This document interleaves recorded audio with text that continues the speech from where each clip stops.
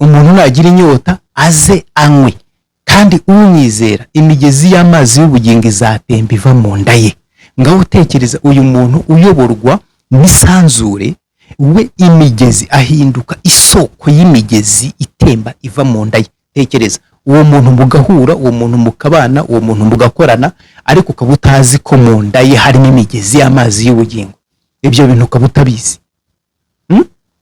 Arongera aravuga ngo muri Yohana igice cya 3:8 aravuga ngo uwabyawe n'umwuka nawe ni umwuka, kubera yuko icyabyawe n'umwuka kiba ari umwuka, n'icyabyawe n'umubiri kiba ari umubiri.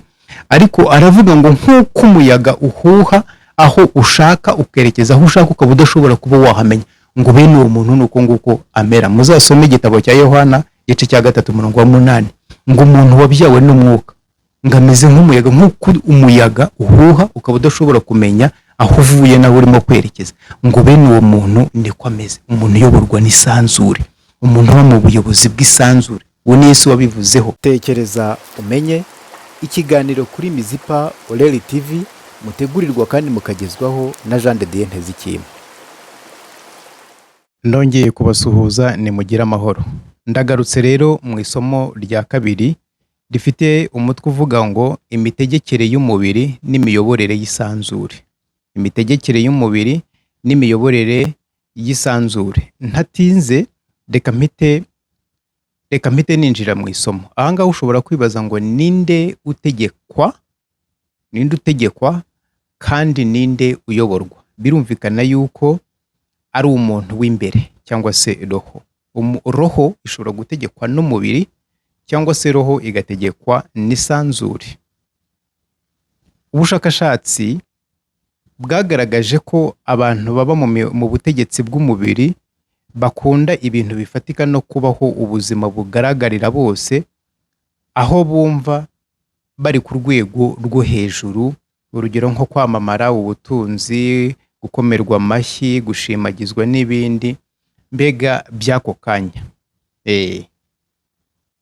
Abantu bayoborwa n'umubiri cyangwa se ba mu butegetsi bw'umubiri, ubushakashatsi bwagaragaje yuko ari abantu bakunda kubaho mu buzima bufatika cyangwa se kubaho bashaka ibintu bifatika, bimwe bibashyira ku rwego bigaragara yuko bo bari ku rwego rwo hejuru. Urugero nko kwamamara, kugira ubutunzi bwinshi, amazu ahenze, amamodoka ahenze, gukomerwa amashyi, gushimagizwa byo muri ako kanya. Mbega bashaka ibintu bifatika, ibintu kandi bishobora kurangira batitaye ku kuramba kw'ibindi. Uko niko ubushakashatsi bwagaragaje.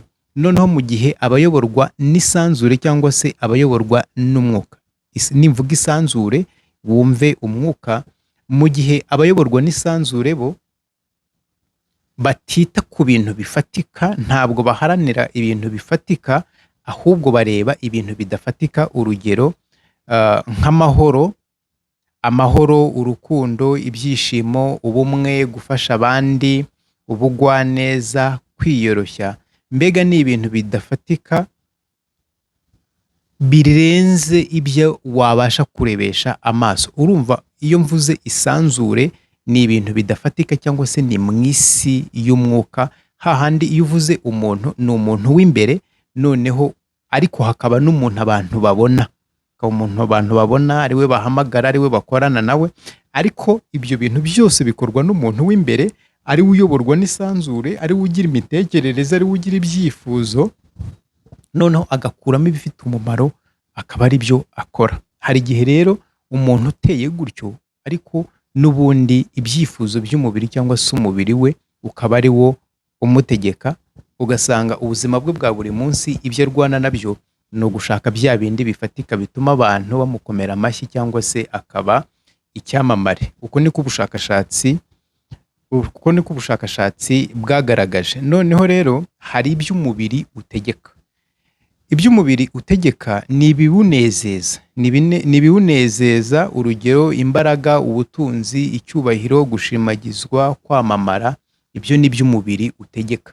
Ndashaka kwamamara, ndashaka kubaka inzu nziza, ndashaka kugura imodoka ihenze, ndashaka ko abantu babona ko uyu munsi meze neza, ndashaka umubiri ni uko nguko ugutegeka. Hari n'ibindi bintu byinshi ugutegeka ibyo urya, ugutegeka ibyo unywa, akenshi hazamo no kubatwa n'ibyo kurya runaka, kubatwa n'ibyo kunywa runaka, kubatwa n'ubuzima runaka, kwishyira hejuru, kwikakaza, urugomo. mm? Ibyo bikubiye mu mategeko y'umubiri. Noneho rero imyitwarire y'ababa mu butegetsi bw'umubiri ni ukuvuga ngo ibikorwa byabo biba byiganjemo gushaka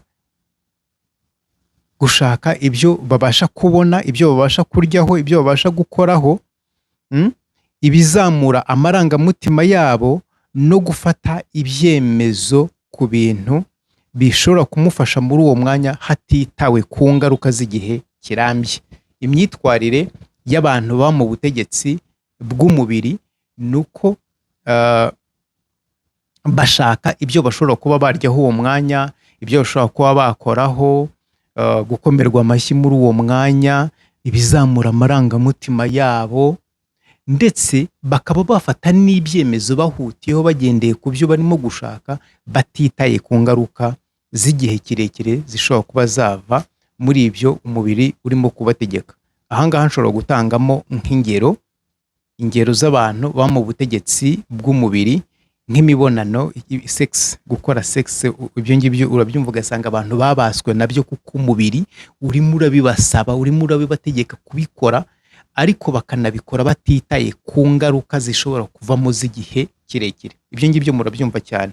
Kunywa inzoga, ukanywa inzoga utitaye ku ngaruka zishobora kuba zavuka zivuye muri uko kunywa inzoga.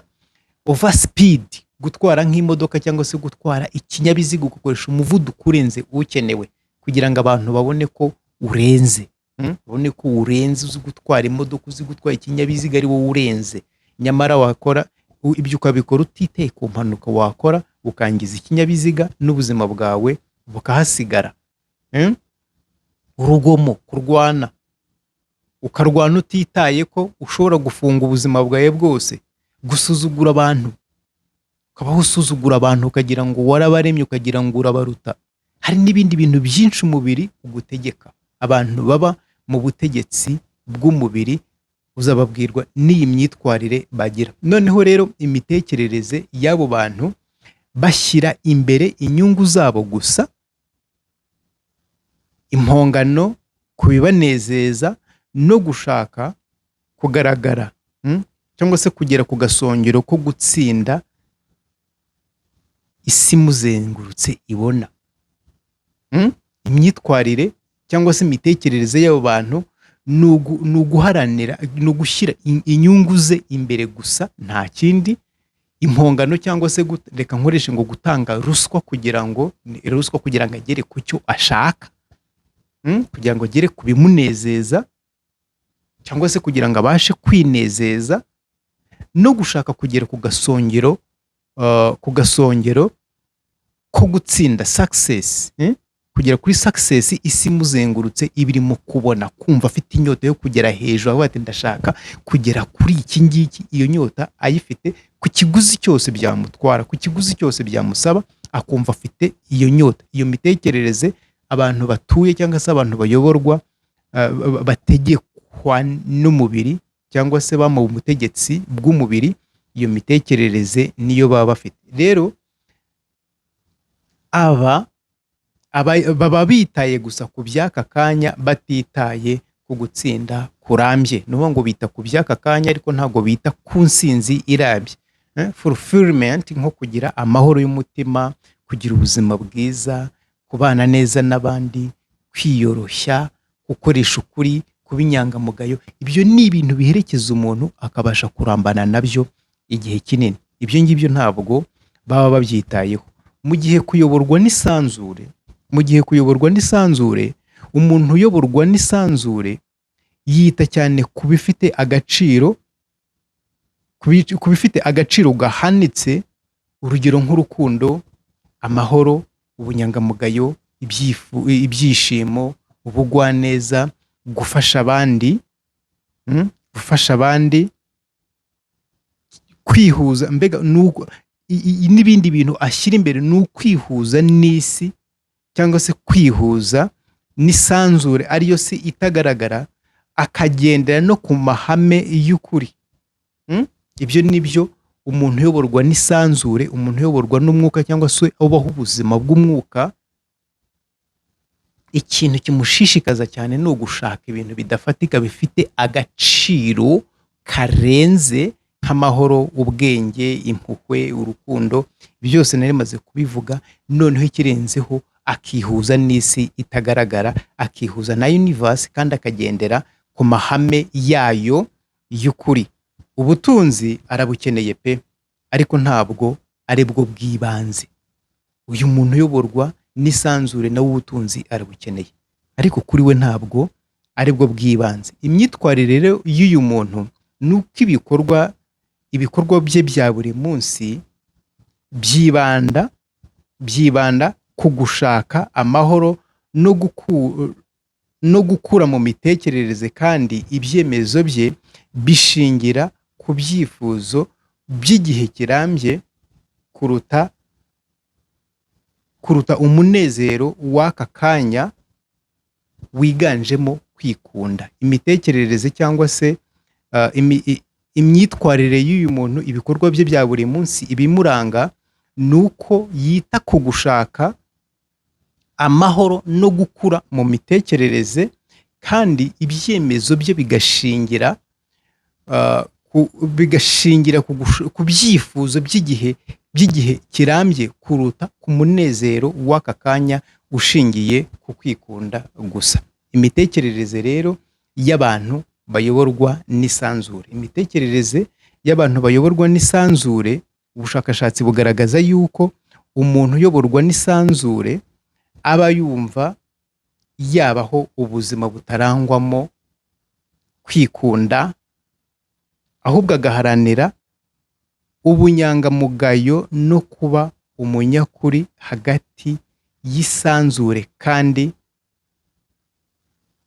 ariko akaba azi ko azanapfa. Ni ukuvuga ngo imitekerereze y'uyu muntu uyoborwa n'isanzure aba yumva yabaho ubuzima bw'ubunyangamugayo, kandi agaharanira no kubaho yumva ari umunyakuri hagati ye n'isanzure, kubera yuko aba asobanukiwe neza yuko azanapfa.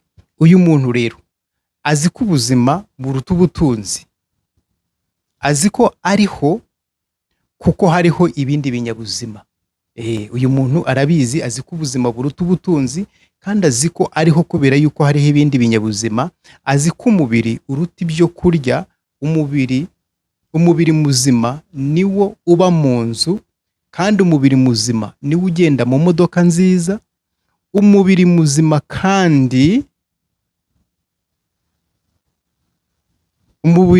kandi azi neza yuko kubaho biruta gutunga. Ubuhanga bwe si bwo bumutungisha.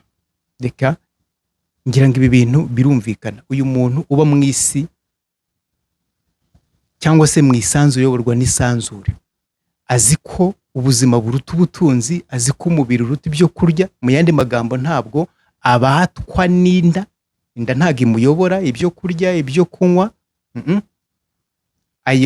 ibyo arya, ibyanywa. Ubuzima bwe agendera ku mategeko, ku mahame y'isanzure.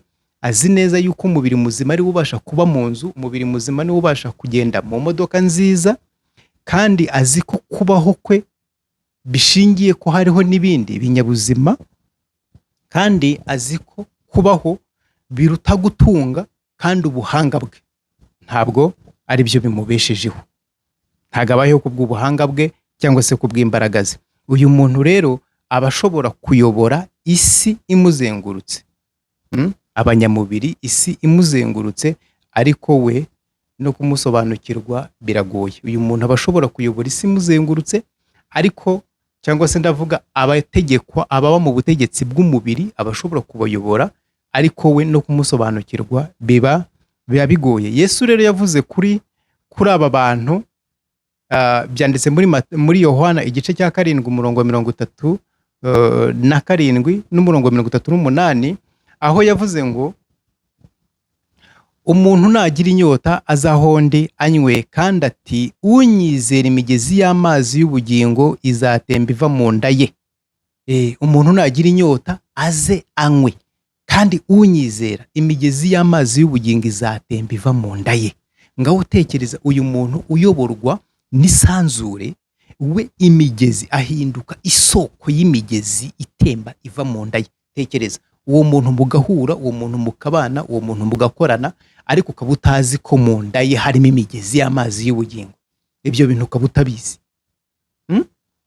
Arongera aravuga ngo muri Yohana igice cya 3:8 aravuga ngo uwabyawe n'umwuka nawe ni umwuka, kubera yuko icyabyawe n'umwuka kiba ari umwuka, n'icyabyawe n'umubiri kiba ari umubiri. Ariko aravuga ngo nk'uko umuyaga uhuha aho ushaka ukerekeza aho ushaka, ukaba udashobora kuba wahamenya, ngo bene uwo muntu ni uko nguko amera. Muzasome igitabo cya Yohana igice cya 3:8 ngo umuntu wabyawe n'umwuka ngo ameze nk'umuyaga, nk'uko umuyaga uhuha ukaba udashobora kumenya aho uvuye naho urimo kwerekeza, ngo bene uwo muntu niko ameze. Umuntu uyoborwa n'isanzure, umuntu uba mu buyobozi bw'isanzure. Uwo ni Yesu wabivuzeho. Noneho Pawulo nawe hari aho yabivuzeho mu nyandiko ze, aravuga ati abayoborwa n'umwuka w'Imana abo nibo bana b'Imana. Yabivuze mu gitabo yandikiye Abaroma ku gice cyaho cya 8 umurongo wa 14. Abayoborwa n'umwuka, abayoborwa n'isanzure, abo nibo bana b'isanzure, abo nibo bana b'Imana. Akomeza agaragaza imirimo y'umubiri cyangwa se y'ubutegetsi bw'umubiri n'imbuto isanzure ryera muri uwo mubiri. Pawulo mu nyandiko ze yarabigaragaje, avuga imirimo y'umubiri n'imbuto z'isanzure cyangwa se imbuto z'umwuka. Ngira ngo nkiri aha ngaha reka mbibasomere kugira ngo ntaza gukoresha amagambo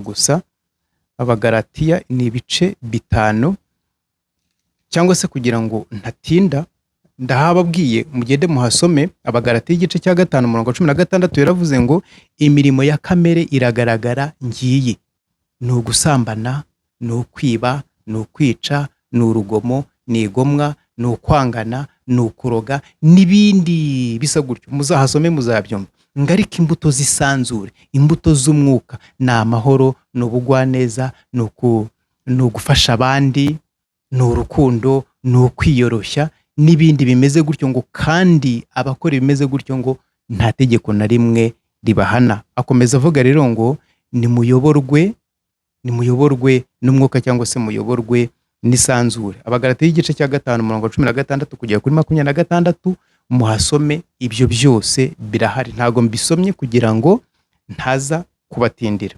Rero ahangaha hari ikibazo nahita nkubaza: usanze urinde? Usanze arinde ukuyobora? Uyoborwa n'isanzure cyangwa uyoborwa n'umubiri? Usanze urinde? Ndakugira inama, iyo usomye Yesaya igice cya 55 uhereye ku murongo wa mbere ukagera ku murongo wa 3 ugasimbuka ukagera kuri umurongo wa 6, haravuga ngo abafite inyota nimuze, n'abadafite ifeza nimuze, ngo ni ukubera iki mushaka gukomeza kunywa no kurya ibidahaza. Umurongo wa 6 aravuga ngo nimushaka Uwiteka bigishoboka ko abonwa, nimumwambaze akiri bugufi. Nimushaka ubusabane n'isanzure, nimumwambaze akiri bugufi. Umunyabyaha nareke ibyaha bye, ukiranirwa nareke ibyo yibwira, ngo nawe yiteguye kubagirira ibambe, yiteguye kubagirira imbabazi rwose pe. Muzasome Yesaya igice cya 55, aho ngaho niko havuga: ngwino ugirane ubushuti n'isanzure, wibereho mu buyobozi bwaryo, ukurweho uburetwa bw'umubiri, wibere amahoro. Icyo ngicyo nicyo nabasha kukubwira. Nkuko inzira z'Uwiteka, nkuko ubona ijuru risumba isi, niko imitekerereze, niko iby'Imana yibwira ku buzima bwawe biruta ibyo wibwira. Niko inzira z'Imana zisumba izawe, niyo mpamvu aguhamagara akakubwira ngo nawe udafite ifeza ngwino, kubera yuko yiteguye kukugirira ibambe. Nari ndimo mvuga rero imibereho cyangwa se kuba mu butegetsi bw'umubiri no kubaho mu buyobozi bw'isanzure se cyangwa se kuyoborwa n'umwuka. Mu yandi magambo, kubaho uri umunyamwuka no kubaho uri umunyamubiri. Twabonye ibikorwa biba mu butegetsi bw'umubiri, tubona n'imbuto isanzure cyangwa se umwuka werera muri wa mubiri, kuko byose bihanganira mu muntu. Ariko nahawe guhitamo uyu munsi. Yesu araguhamagara ngo nimuze, yiteguye kukugirira imbabazi. Ngwino ugirane ubusabane rero n'isanzure, rigukureho ububata, rigukureho uburetwa bw'ubutegetsi bw'umubiri, noneho wibereho amahoro, kuko biracyashoboka uyu munsi. Uyu munsi Yesu aragushaka. Niba nta kintu wapfuye nawe, niba Yesu nta kintu yagutwaye, uyu munsi araguhamagara kugira ngo akwihere amahoro mu mutima, akuruhure, ubashe kubaho muri iyi si uyoborwa n'umwuka, uve mu bubata bw'ubutegetsi bw'umubiri. Aho niho honyine ushobora kwishimira ubuzima, aho honyine ushobora kunezezwa n'iwanyu, aho niho honyine ushobora kumva agaciro ko kubaho, aho niho honyine ushobora kumva icyanga cyo kubaho. Kandi biracyashoboka.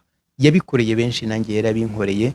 Ni nayo mpamvu uyu mwanya muri isaha y'agaciro turimo kuganira, nguha amakuru kugira ngo nawe uze wivomere kuri iri riba ry'amazi amara inyota.